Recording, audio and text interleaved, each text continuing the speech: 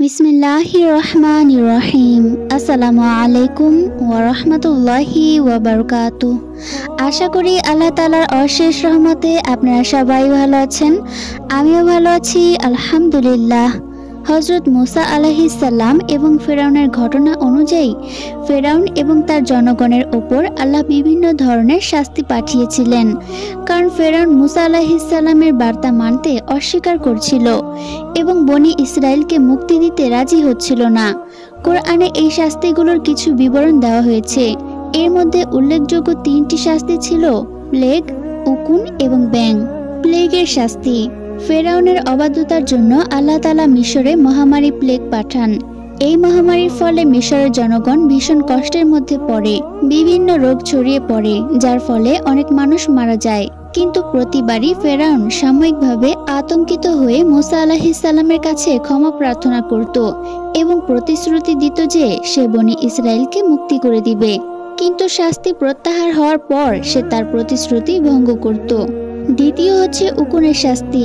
এরপর আল্লাহ মিশরের ওপর উকুনের শাস্তি বিরাজমান করেন। এই উকুন মানুষের চামড়ার ওপর আক্রমণ করত এবং মিশরীয়দের প্রচন্ড কষ্ট দিত। মানুষের দেহ ও মাথার চুলে উকুন ছড়িয়ে পড়েছিল। এটা ছিল অত্যন্ত বিরক্তিকর এবং ক্ষতিকর শাস্তি। ফেরাউন আবারও মুসা আলাইহিস সালামের কাছে সাহায্য চায় এবং প্রতিশ্রুতি দেয়, কিন্তু এবারও শাস্তি প্রত্যাহার করা হলে সে তার প্রতিশ্রুতি ভঙ্গ করে। তৃতীয় হচ্ছে ব্যাঙের শাস্তি। তারপর আল্লাহ তাআলা মিশরের ওপর ব্যাঙের শাস্তি পাঠান। বিশাল সংখ্যায় ব্যাঙ মিশরে ছড়িয়ে পড়েছিল, ঘরে বাইরে, খাবারের মধ্যে, সব জায়গায়। ব্যাঙের কারণে মিশরীয়রা স্বাভাবিকভাবে চলাফেরাও করতে পারত না, জীবনযাপনও করতে পারছিল না। প্রতিটি স্থান ব্যাঙে ভরে গিয়েছিল এবং এটা মিশরীয়দের জন্য অত্যন্ত কষ্টের সময় হয়ে দাঁড়ায়।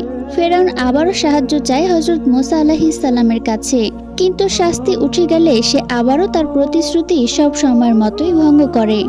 এই শাস্তিগুলোর মাধ্যমে আল্লাহ তাআলা ফেরাউন ও তার জনগণকে তাদের অন্যায়ের জন্য শিক্ষা দিতে চেয়েছেন এবং তাদেরকে আল্লাহর প্রতি বিশ্বাস আনতে বাধ্য করার চেষ্টা করেছিলেন।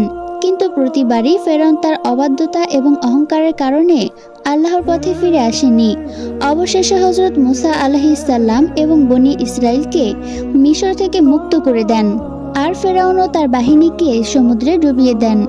এই ঘটনাগুলো আমাদেরকে শিক্ষা দেয় যে আল্লাহর আদেশ অমান্য করা এবং মানুষের ওপর অত্যাচার চালানোর শাস্তি চরম হতে পারে এবং আল্লাহ ধৈর্যশীল হলেও শেষ পর্যায়ে ন্যায়বিচারই করেন।